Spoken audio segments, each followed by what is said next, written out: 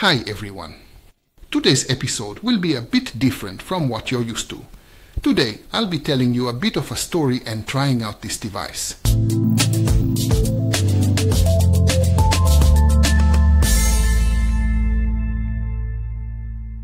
Let's start the story.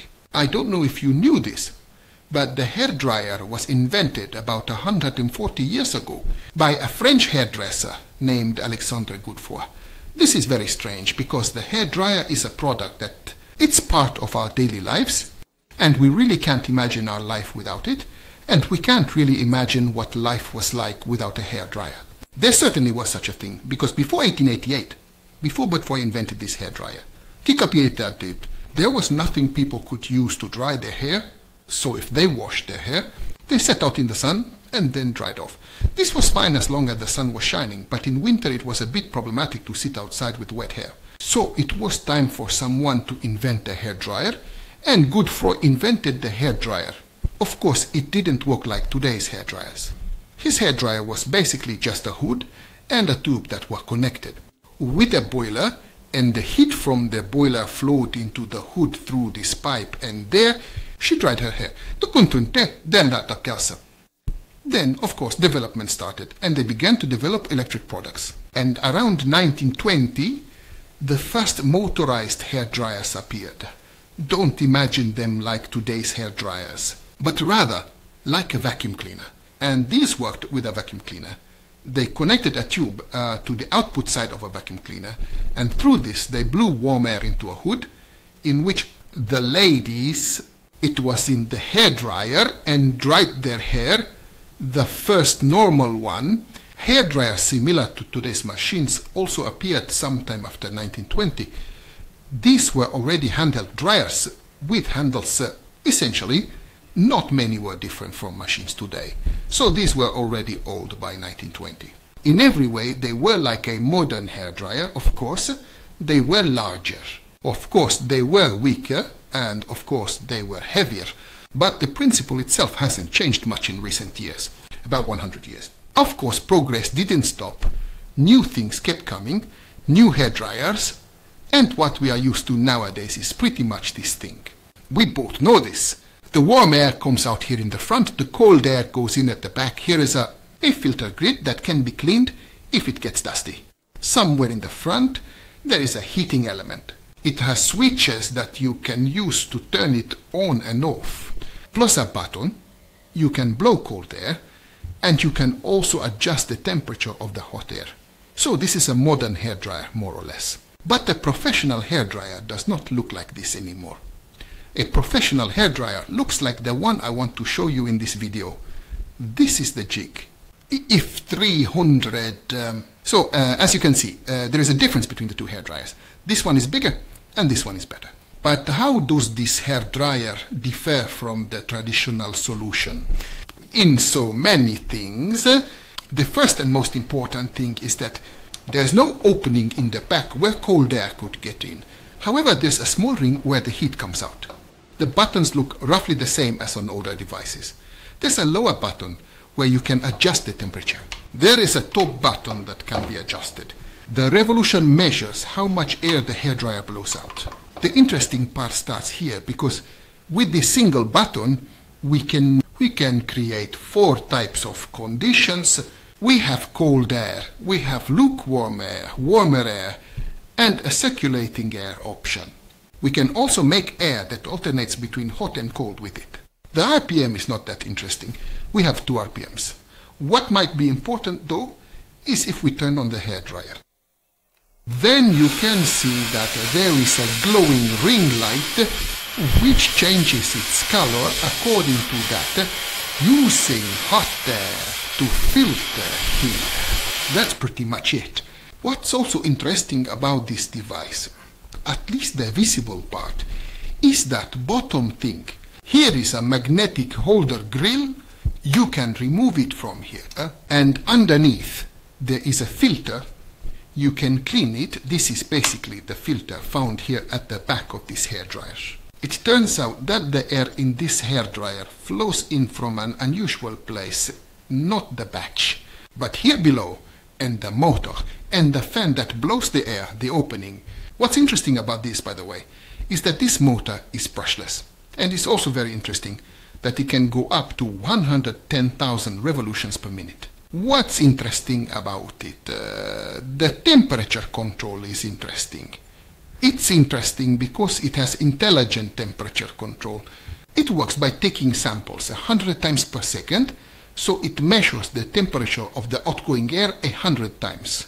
This is really great, because it will always maintain the set temperature accurately, so it won't be able to burn you, our hair. But this is still not the most essential feature of this hairdryer, since this hairdryer has active ionic technology. Works. The active ion technology is very good, because these hairdryers, that it operates on active technology. They dry our hair much faster. Our hair becomes much shinier after drying. The hair ends do not break, much smoother. The hair will be much silkier, the activity. Ionos technology can be used. For me, it's not that important. My hair doesn't really matter how shiny it is, but for a lady, I think it's a very important level. What is also important about this hairdryer is the accessory. We don't get too many accessories. We get a diffuser and we get one nozzle.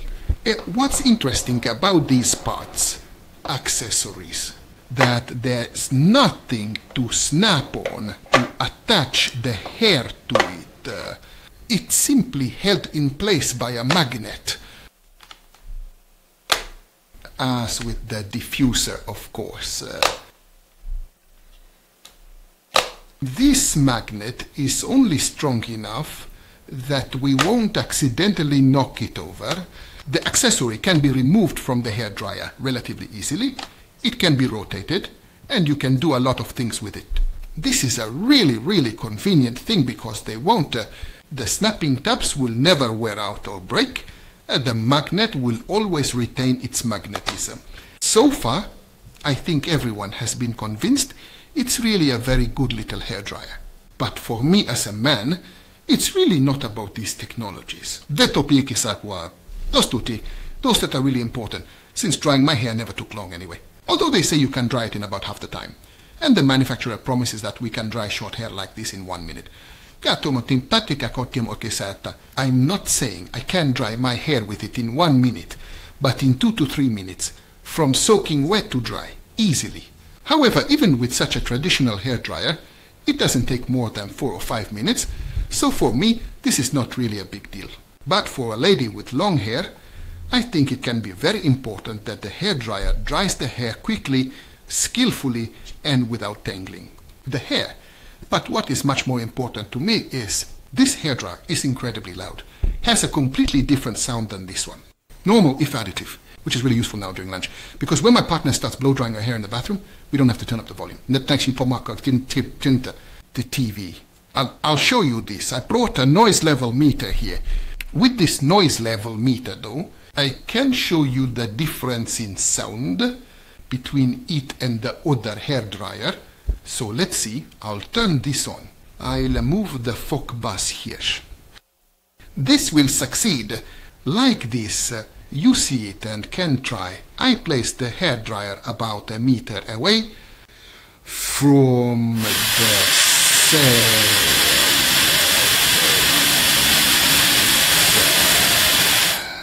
And you can go for the traditional hairdryer.